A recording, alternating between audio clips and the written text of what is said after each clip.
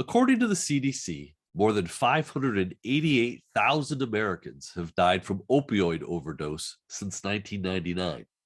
Today's guest tells the story of that epidemic in Dopesick, a new limited series on Hulu. He's Danny Strong, this week on Story in the Public Square.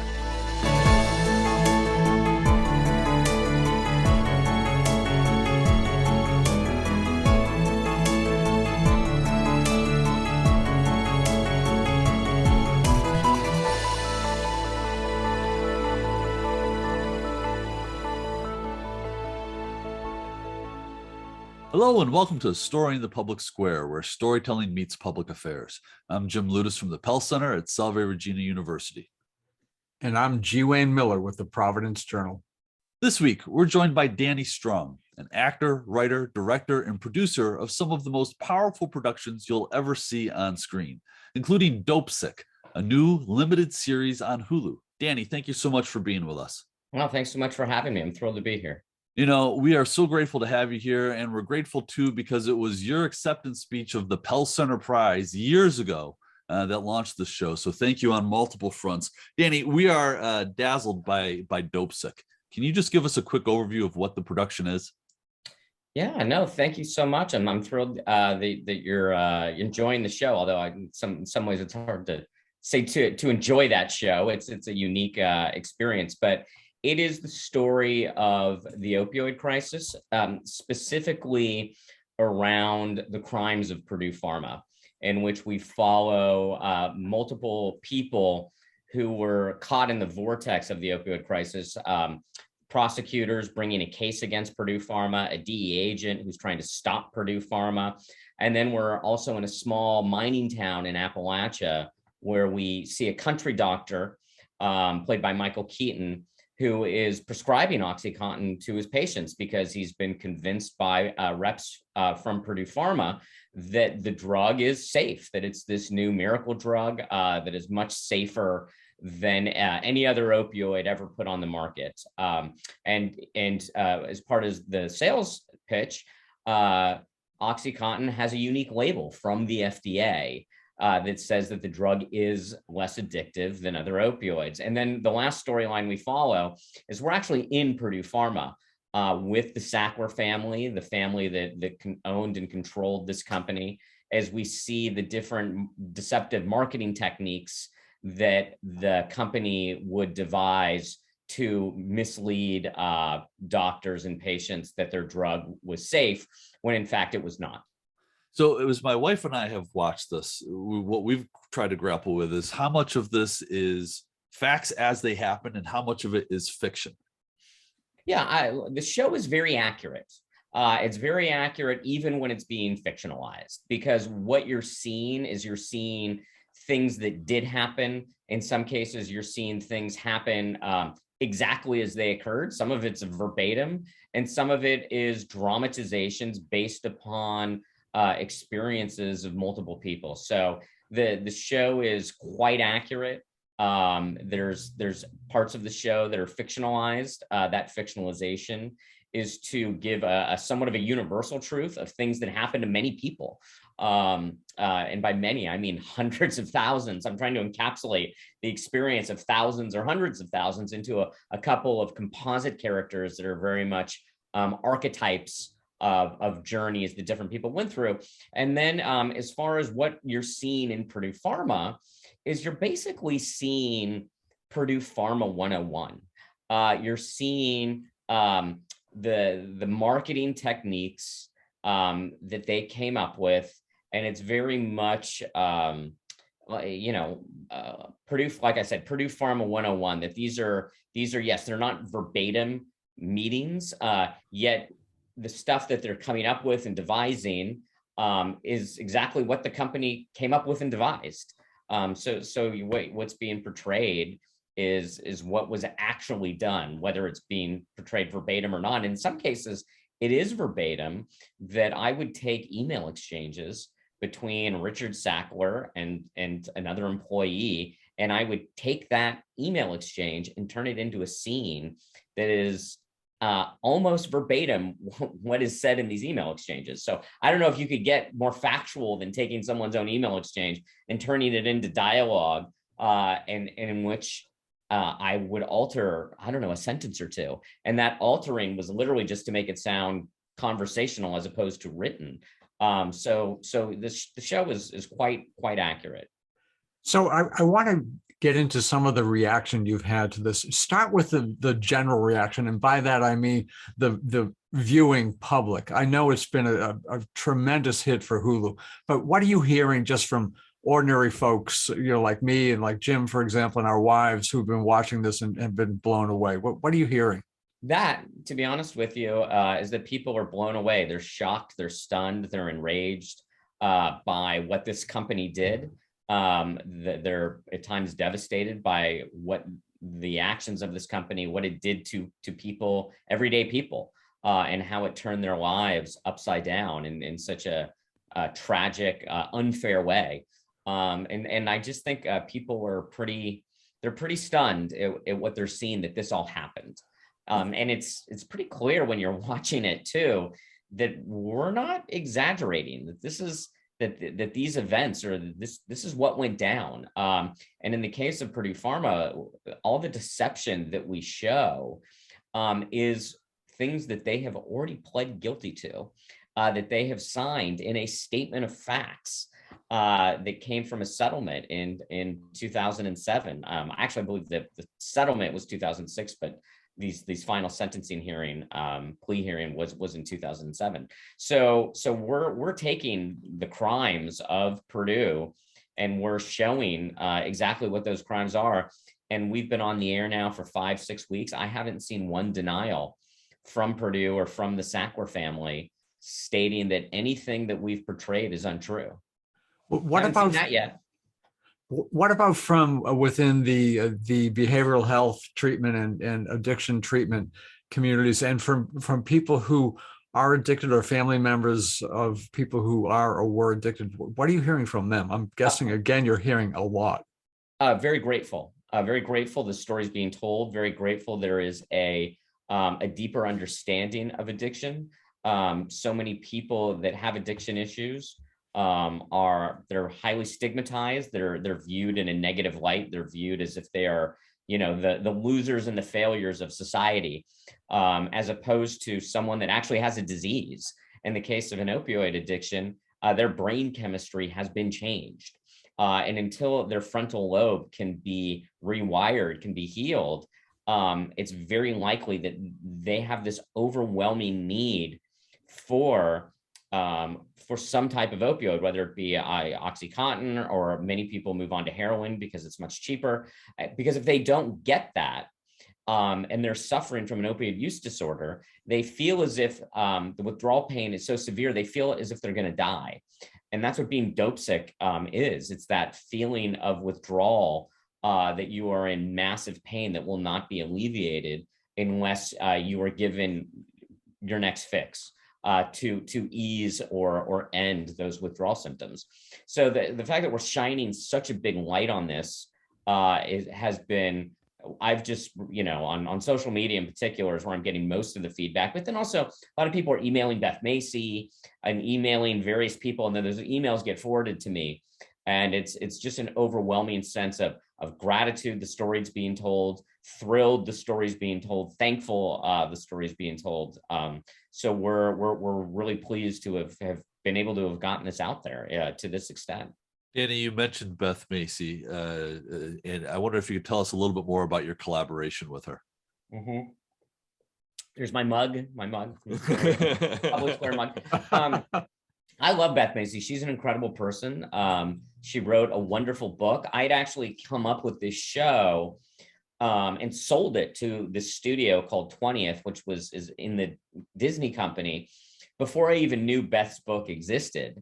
And then another division at Disney, a different studio, went and bought the book Dopesick in a bidding war.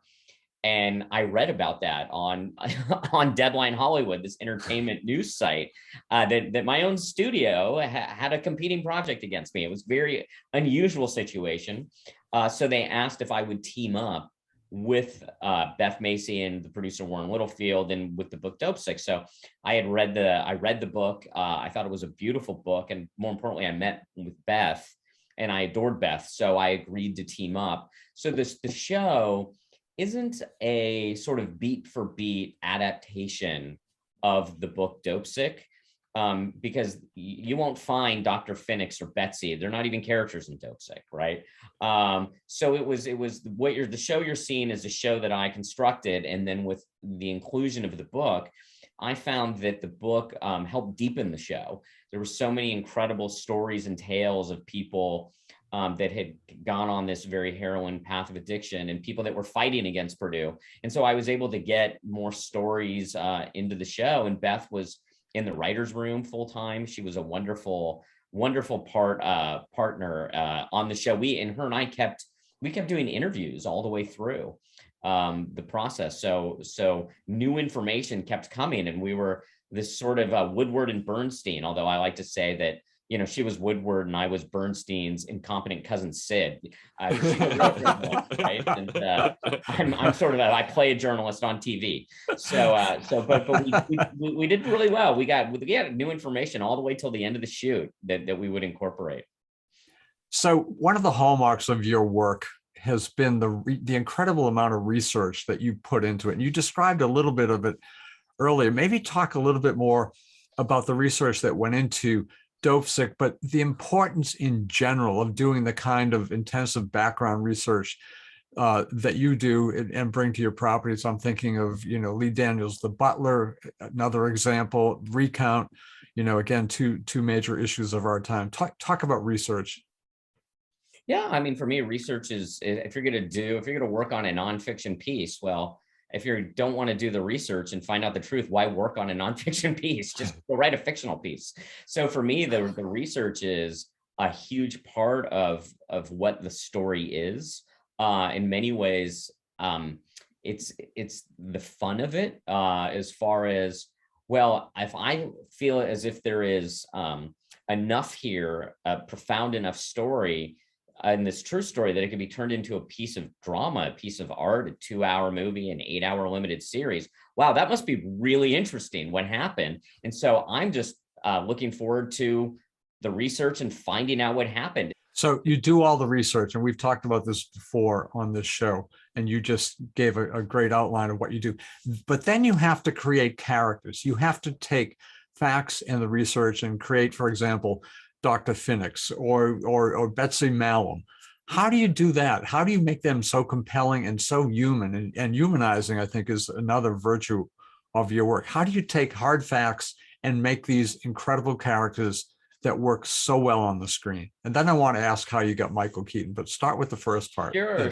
Well, different for every project and every character. So, and in this piece, because this piece has lots of true life characters and then a few composite characters, it's very different for even just within this piece, the process. So with a composite character, there's actually a lot more freedom as far as creating the character, because it's not a real life person in which I have a responsibility to them to portray them in a way that's as fair as possible. And then also sometimes with a real life person, it's hard to portray them to just find something that makes them interesting or worthy of being a character in a dramatization, right? So there's all sorts of challenges with true life characters, which I'm happy to get to in a second. On a composite character like a Phoenix or a Betsy, it's less challenging for me, at least, because the sky's the limit. I can use anecdotes from so many different people. I don't have to only use anecdotes for what Rick Mountcastle did, or what Randy Ramsire did, or what Richard Sackler did. With Dr. Phoenix, he was based upon 3 different doctors that went on a similar journey that he went on. And then the more I read of different books and articles, there were so many different doctors that went through what he went through. It was way more than just 3, which is probably hundreds, right? And Betsy with the same is the same thing, in which I just kept reading about these stories of addiction and these journeys that people would go on. And there would be a lot of similarities of the path of getting injured, taking the medication for the injury. It works great. Then it starts to not work so well. And then you have to up the dose. And then all of a sudden, within a week, 2 weeks, a month, you find yourself addicted to it, that you're having this withdrawal pain. And then eventually that addiction can often lead to someone having to switch to heroin because doctors are cutting them off, or they're having a harder time getting the medication, or heroin is just cheaper and easier to get sometimes. So there was this journey that I just read about over and over. So those two characters were a compilation of all of these true facts. And then I'm able to use just my own creativity of creating a character and finding nuance and depth and storylines that I think will help enhance, in this case, the overall true story of what I'm trying to portray. So and the fact that you find them so compelling, I just will say thank you. I'm glad you feel that way. It was a lot of work, and it doesn't come easy, but that is why they hire me. I'm a professional writer, so that's my job. Now on the true characters, sometimes it's hard to crack that nut of what's going on with this person. Some cases they are nuts. So that's usually a little bit less hard because there's something really interesting there to pull from. Some people aren't eccentric. Some people are kind of boring. Well, then you kind of lean into that, and that's the characterization at the end of the day. But I try to take the true life qualities that I get from them, either from what I've read about them, if I've interviewed them. A lot in the interview, a lot of things kind of come out of spending time with someone, or watching them be interviewed. Or in the case of Richard Sackler, it was interviews with people that knew him, because I didn't have access to him. Now he's given an 8-hour deposition that I was able to watch, and I got some characteristics from it, but he's very guarded and he's very careful. And I can't make this assumption that guarded, careful person in the middle of a taped deposition, that is who that person is all the time, right? So I was fortunate that I got to speak to a number of people at Purdue Pharma that worked there, that knew him. Then I went to sort of an extreme measure with Richard Sackler, because there was something missing for me. He's viewed as just this monster, this American monster, a greedy monster who just wanted to make as much money as possible. And that's why he oversaw all of this deception in the marketing of OxyContin, and then never relented from that deception, just kept pushing as hard as he can, no matter, and pushing his people to sell as hard as they can, no matter what information came out. And I just felt there had to be more than that. So, because he was already rich before OxyContin existed. So was it really money? So I actually did a therapy session in which I role played that I was Richard Sackler. And it was a 45-minute therapy session. And the therapist is married to a very famous screenwriter and does this kind of work with her husband. And I'm friends with the husband. So he said, "Oh, yeah, you're having a hard time getting under this character's skin. You got to do a session with my wife." That's what I do. Huh. So I was very fortunate to A, have this friend, and then B, the session itself was great. It was really, by the way, I worked out my own issues as well. So, I learned about Richard and about myself too. But it was a very interesting technique to see if I could find more depth in an individual that was hard to unravel. I've never heard of that. That's amazing. I'm going to have to take advantage of that. What a great idea. It was great. Yeah. Danny, Wayne mentioned Michael Keaton, but this has got a terrific cast across the board. Coming to work with these folks, tell me about the collaboration with the actors on screen. Yeah, the actors are incredible. They're the best of the best. I myself am an actor, and I have 30 years of acting credits, and so for me, I have not just the utmost respect for what actors do, but I actually do it myself. So I'm one of them, and I view myself as one of them, and they view me the same way. So I always have the best relationships with my actors on set, and it's not just the movie stars or the very fancy award-winning actors. For me, if you've got one line on my set, if you're a background person on my set, and you're on camera, we're all in this together, and I'm just trying to make the scenes work as well as I can. I want the actors to have a positive experience. I want them to be loose and relaxed, because I just think work is better when everyone just feels relaxed and free. So it's almost always a very positive experience for me working with the actors, because like I said, I'm very much one of them, and I approach it in that way. And I think we all try to have a good time doing it, even when it's subject matter that's so harrowing or scenes that are so dark at times. That's my process as a producer and as a director. So you have a great number of issues that you could write about, and any number of ideas. And I've actually said this on the show before. Stephen King was once asked where did he get his ideas, and he sort of smugly said Utica, as in Utica, New York, which I thought was quite funny. But how do you decide what to do? I mean, there are so many issues you could tackle. How do you decide what you want to do? And then maybe you can talk about where you're going next or what you're doing next. Well, there's one place I go to where I do get all my ideas.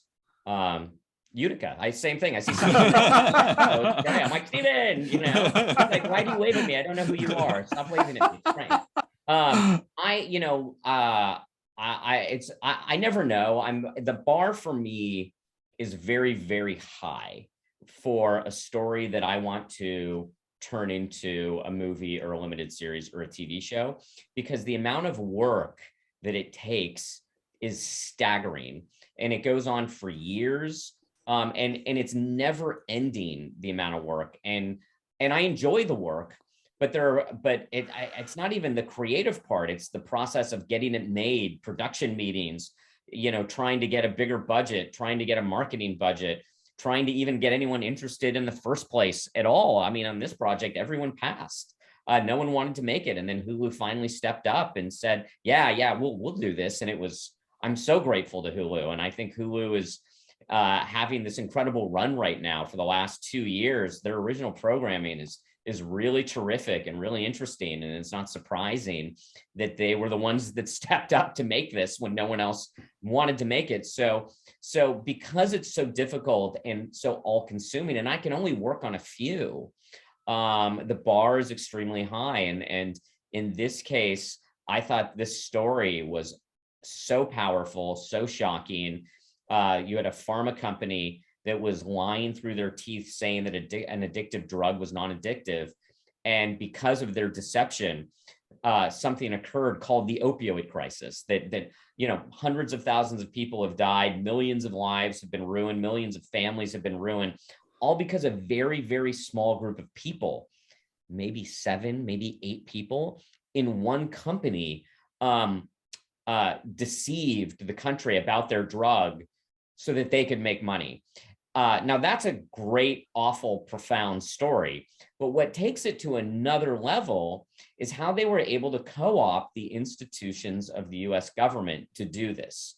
And so there, the story goes from a crime story to a story that is profound about the darkest natures of American capitalism, and what it has to say about the revolving door and the relationship between industry and government and the people that are supposed to be regulating companies like Purdue Pharma to protect the American people, how they often are looking after that company's interest over the American people's interest. Why does that happen? That's an awful thing that happens. And this is an extreme, extreme example of how destructive that could be. So that's for me what took it over the edge of, wow, there's 2 stories here. There's a terrifying, fascinating crime story that I think I could dramatize in a dynamic way that would keep an audience engaged and excited to watch the show.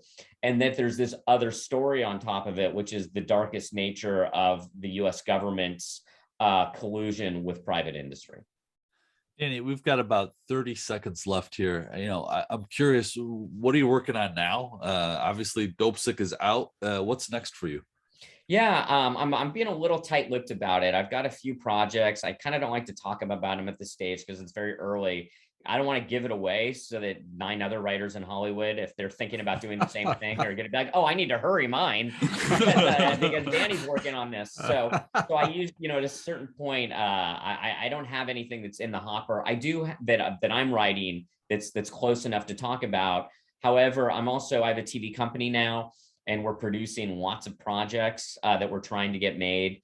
And it's a dynamic company that focuses on TV shows that push social issues, that diversity, shining a light on people that often don't get mainstream treatment in television.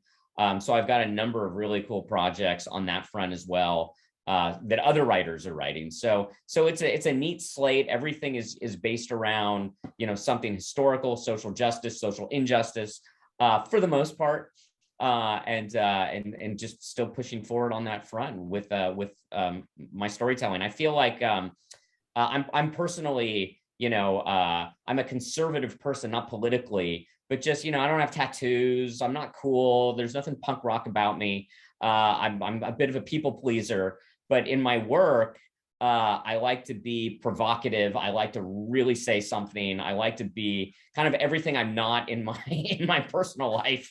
And so I'm continuing that, is with either my own writing or with other people, and trying to get their punk ideas and their crusades against the system made as well. So it's neat that I have a platform that I can hopefully get some other stories made from other people at the same time. Oh, Danny, we are grateful for all of it. He is Danny Strong. The show now is Dopesick, and it's on Hulu. It's exceptional television. That's all the time we have this week. But if you want to know more about Story in the Public Square, you can find us on Facebook and Twitter, or visit pellcenter.org. We can always catch previous episodes. For G. Wayne Miller, I'm Jim Ludis, asking you to join us again next time for more Story in the Public Square.